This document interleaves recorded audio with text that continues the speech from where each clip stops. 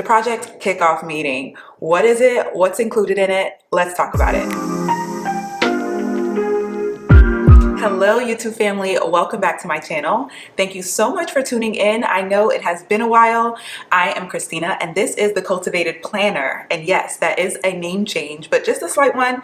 I do have a template shop where you can get comprehensive project management templates, and that shop is called the Cultivated Planner. So in an effort to streamline everything, have some consistency across the board, especially since this channel is very heavily project management focused, I went ahead and changed the name. So hopefully you guys don't mind that. This is the Cultivated Planner now. So that is that. Let's jump into the video. Today we are going to be talking about the Project Kickoff Meeting.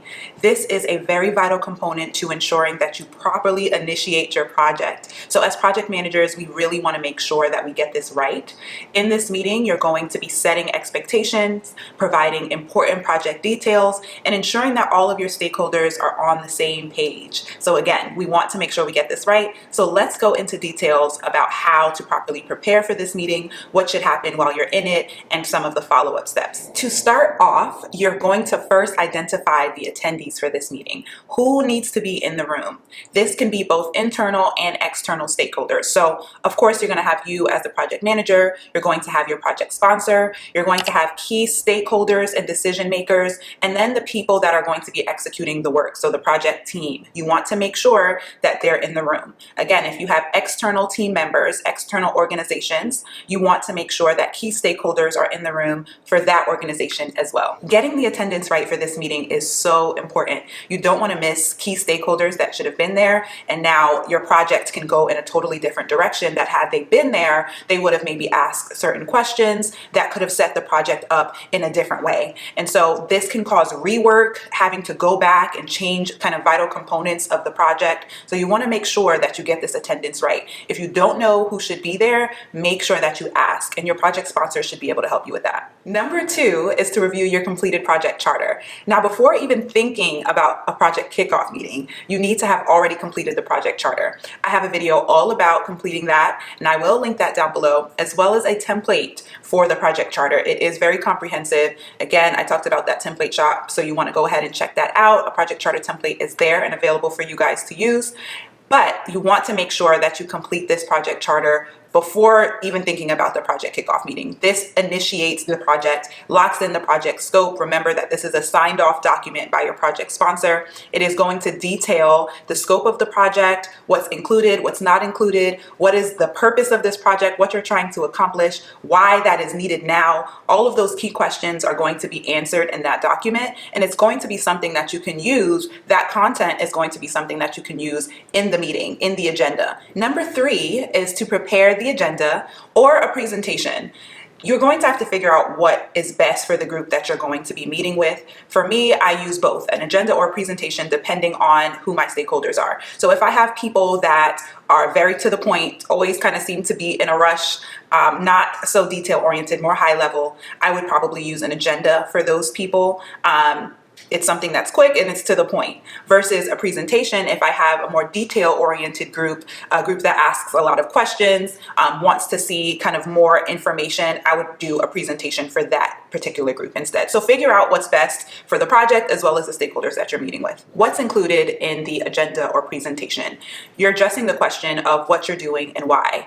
What is the main purpose of this project? You're going to be providing an overview of the project details, the scope, the deadlines, your main objectives and deliverables. All of that information is coming right out of the project charter. So if you're reviewing the agenda, if you're using the agenda, you can pull out the project charter itself and review that information, or take components of that and just kind of address them as you're going through each of the agenda items. If it's a presentation, you can break down different components of the project charter on different slides, add your visuals, all of that kind of things to make sure that you encompass the story of what this project is about and why it's needed. Next, you're going to be talking about roles and responsibilities. So we just talked about the key deliverables of the project. Now we're going to talk about who's in the room, and why we need the people here to be able to execute on those deliverables. So that's going to be the next thing. Next in the agenda is to talk through the actual expectations of the people in the room. So you're going to be collecting requirements after this meeting and eventually putting together a project schedule. So you need to make sure that people have the availability to do this, that they can come to the meetings on whatever cadence you guys set.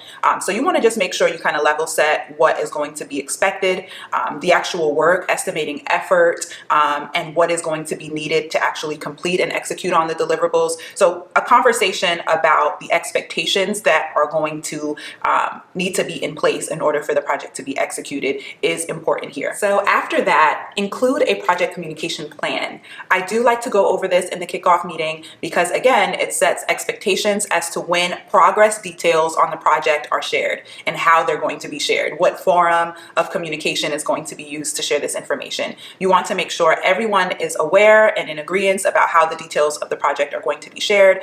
That is just going to kind of alleviate some stress, some pushback, all of those things. If everyone is aware of when the details will come out, that will alleviate a lot of issues later on. So make sure you kind of level set those expectations right at the beginning. The next thing to include is the immediate action items or next steps.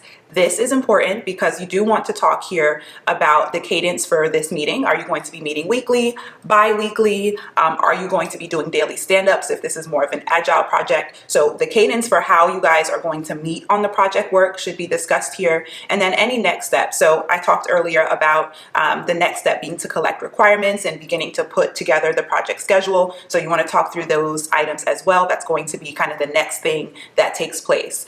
Any other overarching things, if you have certain tasks that need to be done between this meeting and the next one, you want to talk through that as well and make sure to assign those tasks out so that you can track that and make sure it's done before the next meeting. So that is what to include on the agenda. Number 4 is to send out the meeting invitation.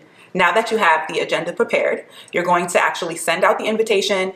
Try to do this at least a week in advance if possible, but as soon as possible is key here. And in the meeting itself, you want to include the meeting agenda, so attach that or the presentation slides if that's what you did.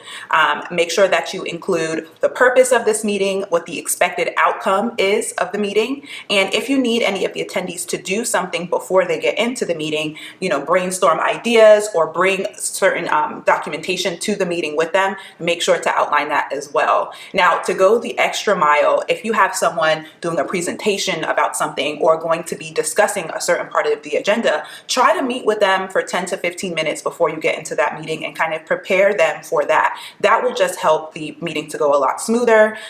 They already know what's expected of them and it's not a surprise when they get in there, so everyone can just be a little bit more prepared. So do that pre-work before actually getting into the meeting. Make sure the meeting invite is comprehensive and details what's going to be expected, and the people that are going to be contributing to that meeting are also prepared for what they need to do. Number 5 is to prepare the meeting room. And if you are remote, you can also prepare the meeting room. I will talk about that a little bit later. But first, if you are in person, put the agenda or the presentation slides up on the screen so that everyone can see it. Go through the slides, make sure there's no technical issues. If you have sound, double check that, make sure that it's working. And then also, I like to print copies for everyone. I can put it at every seat and everyone is able to take notes and kind of look at it personally. You can also just put it in a stack at the middle of the table, whatever works for your team. You may also, put out pencils or pens or mints or water bottles, all of that kind of thing. If you have food, make sure that's already set up. So you can prepare the meeting room in that way. Depending on the type of meeting, the culture of your organization, you'll figure out what exactly is going to be needed outside of the meeting materials.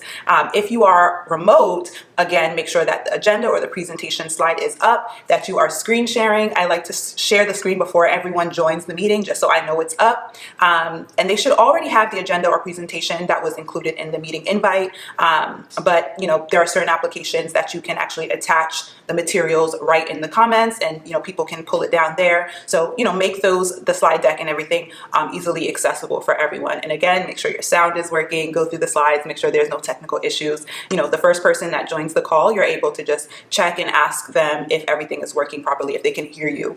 if they can see the slides, all of that. So you want to make sure you do that to properly prepare the meeting room before you begin. Now it's time to actually facilitate the meeting. As project managers, it is our job to facilitate these meetings and keep everyone on track. You want to start these meetings on time and end on time. This will set a precedent that whenever you come to my meetings, we start on time. And trust me, that's going to make everything a lot easier down the line. You don't want people wasting your time. To actually start off the meeting, I like to do what is called an upfront contract. So welcome everybody. This is the kickoff meeting for X project. We're going to be going through an overview of what the project details are. We're going to talk about expectations and next steps. And then I talk through the fact that we have, an hour or 30 minutes allocated for the project. We're going to be talking through the items listed on the agenda. We're going to try to stick to this as much as possible. I do like to put timestamps on the agenda so everyone knows and everyone can see how much time we have allocated for each topic. But I do make sure to tell them that if we are off topic or running off topic and we need more discussion on a particular thing and we're coming out of time for that item, that I will either put it on the next agenda, the next meeting agenda, or I'll schedule a separate meeting to flush out that topic a little bit further. So try to stick to the time, make sure that you're sharing what the time is, sharing the expectations, sharing that you're going to be doing an overview of the project all up front at the meeting. Make sure to ask if there's any questions before moving forward, and then you can go ahead and jump into the agenda. Number 7 is all about the meeting follow-ups. So hopefully everything went as planned and you have your expected outcomes. The first thing you're going to want to focus on, and I like to get this to the team within 24 hours of the meeting, and that is going to be your meeting minutes. Make sure that this includes your key takeaways and action items.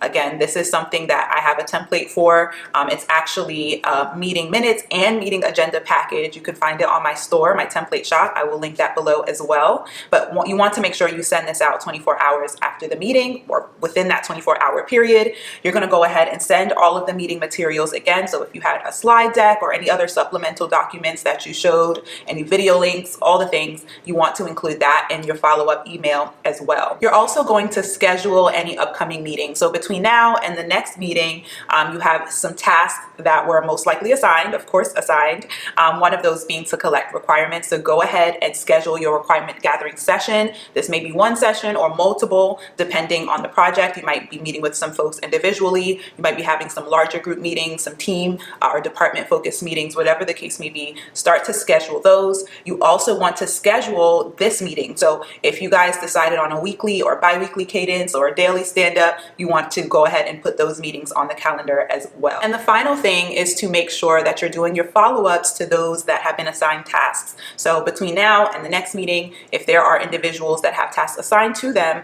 you want to go ahead and double check that they have all that they need to complete the task. They're not having any issues that are impeding on their ability to complete those tasks on time. So go ahead and check in with them on Teams, meet with them for 10 to 15 minutes in person, whatever the case may be. There you have it. That is all the details about the project kickoff meeting. These tips will definitely prepare you to have a successful project kickoff meeting, ensuring that your team is fully aligned, equipped, and set up for a successful project implementation. Remember that you can book me for coaching calls and resume and interview prep. I have linked the details for that down below, as well as the template shop. I talked about a lot of different templates throughout this video that can very much so help you in your project kickoff meeting. So you will find the links for that down below as well. If you like this video and found it helpful, I hope you did, make sure to give this video a thumbs up and subscribe for more videos like this from me. I will see you guys in the next video. Thank you so much for tuning in.